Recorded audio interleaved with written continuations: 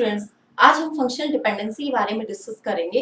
तो यहाँ पर क्या है कि फंक्शनल डिपेंडेंसी एक रिलेशनशिप एस्टेब्लिश करता है अमंग द एट्रीब्यूट, जिसमें क्या होता है कि आपका एक सिंगल एट्रीब्यूट दूसरे एट्रीब्यूट्स को इजीली डिटरमाइन कर पाता है। देखिए एग्जांपल के लिए आपके पास क्या है, एक रिलेशन है R।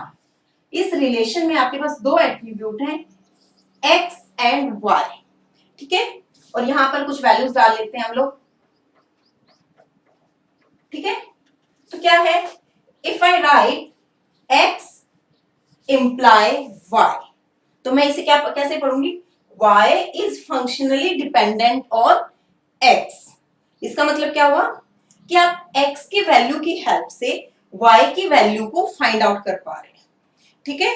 तो इसमें हम क्या बोलते हैं, Y जो है आपका, इसको हम बोलते हैं डिपेंडेंट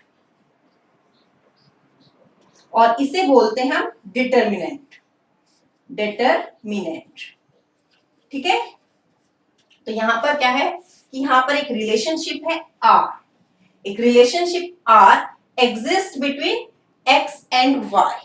और कैसे पढ़ेंगे, Y is dependent on X where X is determinant and Y is dependent. Okay, cut. देखिए ये तो थी आपकी बुकिश डेफिनेशन। अब इसको हम एक टेबल की हेल्प से अच्छे से समझने की कोशिश करते हैं। आपके पास एक है स्टूडेंट रिलेशन, ठीक है। अब स्टूडेंट रिलेशन में आपके पास दो एट्रीब्यूट्स हैं SID और SNAME, दो से भी ज्यादा हो सकते हैं, ठीक है। तो यहाँ पर आपके पास S1, S2, S3 and S4, ये 4 वैल्यूज हैं और इसके रिस्पेक्ट में आपके पास ABCD SNAME है, ठीक है। आप देखिए if I right SID imply SNAME, तो इसका मतलब क्या होगा कि SNAME is functionally dependent on what, SID, ठीक है। अब देखिए कैसे, यहां पर क्या है आपके पास SID में सभी यूनिक वैल्यूज हैं। अब अगर यूनिक वैल्यूज यहां पर हैं तो SNAME से आपको कोई फर्क नहीं पड़ता, तो आप सिंपली एक फंक्शनल डिपेंडेंसी है, ठीक है। तो ये फंक्शनल डिपेंडेंसी, इसमें आपको क्या चेक करना है, जो आपका डिटरमिनेंट है वो उसमें अगर आपकी यूनिक वैल्यूज हैं तो आपको उसके रिस्पेक्ट में जो भी एट्रीब्यूट्स हैं उनकी वैल्यूज को चेक करने की जरूरत नहीं है, ठीक है। यहाँ पर अगर आप चेक करते हैं S1 की वैल्यू A आ जाएगी, S2 की वैल्यू B आ जाएगी, S3 की C और S4 की D। ये तो एक सिंपल सा रिलेशन है। अगर मैं करती हूं यहाँ पर A, ठीक है। अब देखिए क्या ये अभी फंक्शनल डिपेंडेंसी है, हाँ है। क्यों, क्योंकि देखिए मैंने क्या बताया था कि जो आपका एट्रीब्यूट डिटरमिनेंट है, ठीक है, वो आपके पास यूनिक होना चाहिए, उसमें सारी की सारी वैल्यूज क्या होनी चाहिए, यूनिक होनी चाहिए। अब ये हो सकता है कि एक क्लास में दो बच्चों के सेम नेम हो सकते हैं, ठीक है। तो ये वो कॉन्सेप्ट है, तो अभी भी ये फंक्शनल डिपेंडेंसी है, ओके। तो अब देखिए स्टूडेंट्स, अब मैं क्या करती हूँ यहाँ पर अगेन S1 लिखती हूँ, S1 respect to SNAME, A है आपका, अगेन आपके पास S1 है, इसका SNAME क्या है, B है। क्या ये फंक्शनली डिपेंडेंट है, नहीं है। क्यों, क्योंकि आपको क्या करना है कि एक एट्रीब्यूट से यूनिकली जो आपकी वैल्यूज है वो निकल कर आनी चाहिए। क्या ऐसा हो सकता है कि मेरा नाम एक रिकॉर्ड में कहीं कुछ और है और दूसरे रिकॉर्ड में कुछ और है, ऐसा नहीं हो सकता। तो देखिए यहाँ पर S1 के रिस्पेक्ट में आपके पास एक बार वैल्यू आ रही है A और एक बार वैल्यू आ रही है B, तो ये फंक्शनली डिपेंडेंट नहीं है, ठीक है, नॉट फंक्शनली डिपेंडेंट। तो फंक्शनली डिपेंडेंट क्या होगा कि every time each attribute has unique values, ठीक है। फंक्शनली डिपेंडेंट आप कैसे आइडेंटिफाई करेंगे कि किसी रिलेशन में कि वहां पर फंक्शनल डिपेंडेंसी है या नहीं है, ठीक है। तो अब देखिए यहाँ पर SID implies SNAME एक फंक्शनल डिपेंडेंसी है और SNAME क्या है, SNAME is dependent on SID। कैसे पढ़ेंगे इसे SNAME is dependent on SID, okay, clear. Okay students, अब वो फंक्शनल डिपेंडेंसी की एक फॉर्मल डेफिनेशन देख लेते हैं जो थोड़ा सा कंफ्यूजिंग लगेगा आपको स्टार्टिंग में। If T1 dot X equal to T2 dot X, small x से लिखेंगे, if T1 dot X equal to T2 dot X, then क्या होना चाहिए, T1 dot Y equal to T2 dot Y।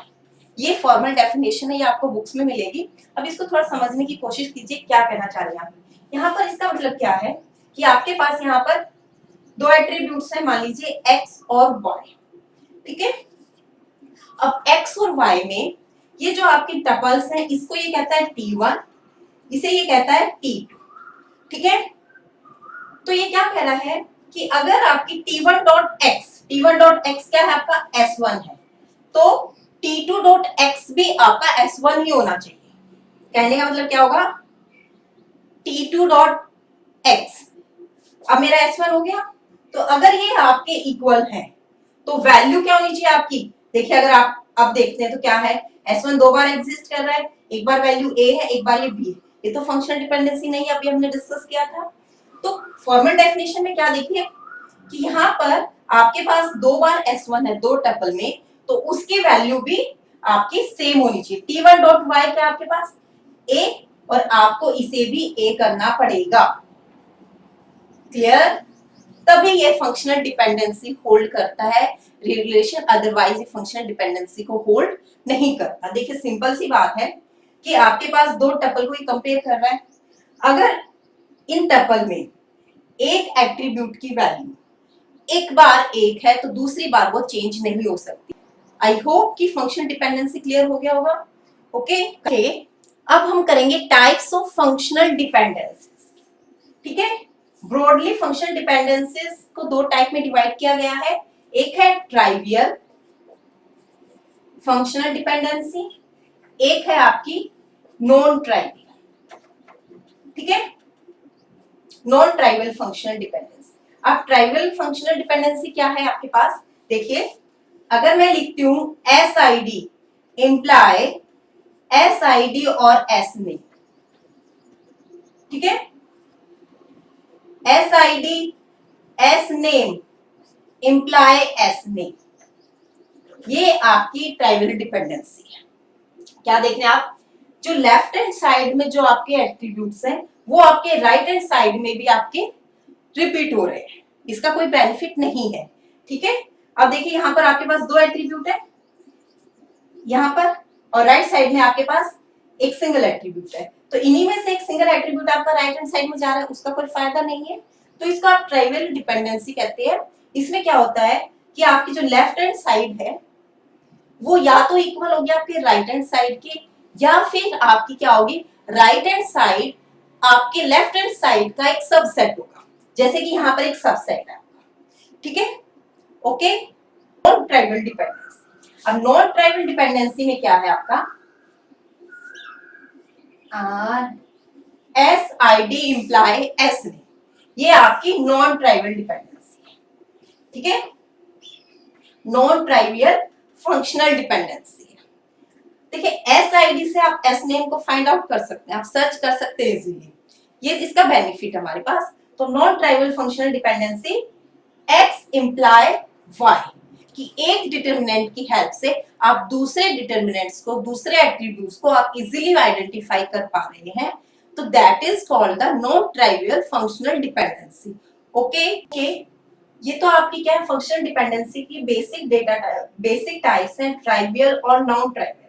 एक आपसे एग्जाम में पूछ लिया जाता है मल्टी वैल्यू फंक्शनल डिपेंडेंसी क्या होता है, मल्टी वैल्यू फंक्शनल डिपेंडेंसी। देखिए एग्जाम में भी आपको MVFD ही लिखा मिलेगा, इसका मीनिंग क्या रहेगा, multi valued functional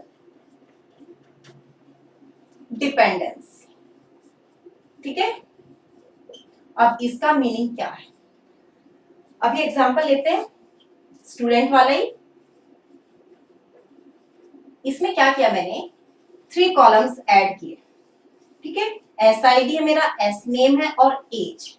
S I D है मेरा S1 S2 S3, ये है मेरे ABC, एज है 15 70 और 20। फाइन, एक रिलेशन है ये मेरा। अब क्या है कि मल्टी वैल्यूड फंक्शन डिपेंडेंसी, इसका मीनिंग क्या हुआ कि जब आपके एक एट्रीब्यूट पे, जब आपका एक एट्रीब्यूट मल्टीपल एट्रीब्यूट्स को डिटरमाइंस करता है, ठीक है। तो कहने का और अदर वर्ड्स क्या कह सकते हैं कि एक प्राइम एट्रीब्यूट जब नॉन प्राइम एट्रीब्यूट्स को इजीली डिटरमाइन कर पाता है, that is called the multi valued functional dependency. तो यहां पर क्या रहेगा कि आपका प्राइम एट्रीब्यूट है SI, ठीक है, ये आपका क्या रहेगा प्राइम एट्रीब्यूट, ये क्या है आपके नॉन प्राइम एट्रीब्यूट, ठीक है। तो जब आप इस प्राइम एट्रीब्यूट की हेल्प से सभी के सभी नॉन प्राइम एट्रीब्यूट्स को डिटरमाइन कर पा रहे हैं, that is called multi valued functional dependency. Okay, एक और फंक्शनल डिपेंडेंसी आती है आपके एग्जाम में, that is called transitive functional dependency, ठीक है। अब ट्रांजिटिव का मीनिंग तो आपको पता होगा, क्या करते थे, x tends to y tends to z, then x tends to z, ये ट्राइवल डिपेंडेंसी होती थी आपकी, ठीक है। तो यहां पर क्या है, x जो आपका डिटर्मिनेंट है वो y को डिटरमाइन कर रहा है, y किसे डिटरमाइन कर रहा है, z को, तो x किसे डिटरमाइन करेगा, z, ठीक है। एक और एग्जांपल ले लेते हैं हम स्टूडेंट वाला, जो अभी हमने प्रीवियस एग्जांपल में किया है, SID, S नेम और एज, ठीक है, ये रिलेशन ले लिया। इस रिलेशन में क्या किया मैंने, S1, S2, S3, A, B, C और एज थी जो भी हमारी 15, 70 और 20, ठीक है। अब देखिए, if I right SID imply S name, ठीक है। अब SID से मैं किसको डिटरमाइन कर पा रही हूं, S name को।